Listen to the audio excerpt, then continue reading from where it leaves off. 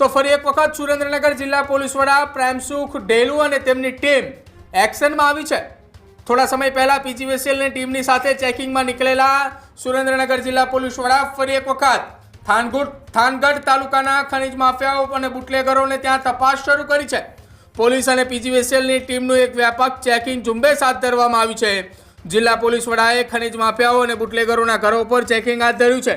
ચેકિંગમાં 250 જેટલા પોલીસ કર્મચારીઓ અને એસપી, ડીવાયએસપી, પીઆઈ, એલસીબી અને એસઓજીની ટીમ જોડાઈ છે।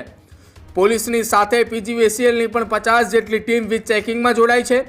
પીજીવીસીએલના ચેકિંગ દરમિયાન અનેક ખનીજ માફિયાઓને ત્યાં ગેરકાયદેસર કનેક્શન જોવા મળ્યા।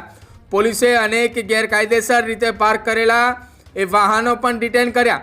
ખનીજ ચોરી માટે પ્રખ્યાત ગણાતું થાનગઢ તાલુકાનું જામવાળી ગામે પણ જિલ્લા પોલીસ વડા પ્રેમસુખ ડેલુની આગેવાનીની અંદર સર્ચ ઓપરેશન હાથ ધરવામાં આવ્યું હતું।